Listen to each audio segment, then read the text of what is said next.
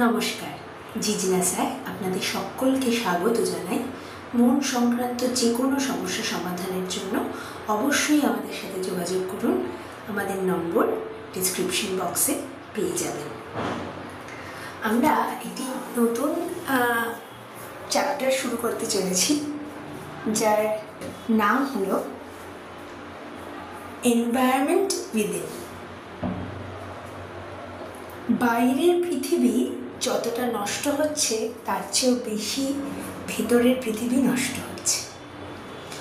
আমরা বলি পৃথিবী বিপদে, গাছ কাটা হচ্ছে, নদী দূষিত হচ্ছে, বাতাস বিষাক্ত, কিন্তু এই সবই তো আমাদের মনের প্রতিচ্ছবি।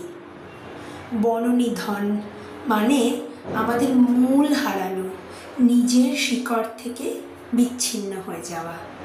নদীর দূষণ মানে আমাদের চিন্তার কলুষতা, যেখান থেকে পবিত্রতার প্রবাহ থেমে গেছে। জলবায়ু পরিবর্তন মানে মনের ভারসাম্য হারানো, এক অস্থির উদ্বিগ্ন সভ্যতা। প্রাণ বৈচিত্র্যের ক্ষতি মানে আমাদের সৃষ্টিশীলতা ও করুণা হারানো। আমরা এমন এক সভ্যতা তৈরি করেছি যেখানে প্রকৃতি শুধু সম্পদ নয়, ভোগের বস্তু।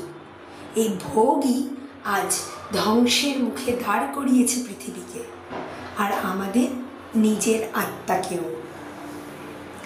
একসময় গঙ্গা ছিল পবিত্রতার প্রতীক, জীবনের ধারার মতো শান্ত, প্রবাহমান, নিরন্তর। আজ সেই নদীও দমবন্ধ হয়ে আছে ময়লা, প্লাস্টিক আর রাসায়নিক বর্জ্যে। এই দৃশ্য শুধু পরিবেশগত নয়, এক মনস্তাত্ত্বিক প্রতিফলন। যেমনভাবে আমরা নদীর স্রোত আটকে দিয়েছি, ঠিক সেভাবেই আমরা চেতনার স্রোতকেও থামিয়ে দিয়েছি। আমাদের মন আজ ক্লান্ত, ভরপুর আবর্জনায়, অপ্রয়োজনীয় তথ্য, তুলনা, লোভ ও প্রতিযোগিতায়।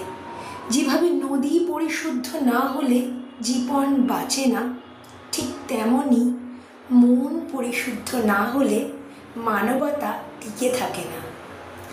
বাইরের পরিবেশ ও অন্তরের পরিবেশ দুটো আলাদা নয়, একই মাটির, জলের, আগুনের, বাতাসের সৃষ্টি। যখন আমরা মাটিকে দূষিত করি, আমরা আমাদের চেতনার মাটিকেও দূষিত করি। যখন আমরা বৃক্ষরোপণ করি, আমরা আসলে আশা রোপণ করি আমাদের ভেতরে, আমাদের ভবিষ্যতের মধ্যে।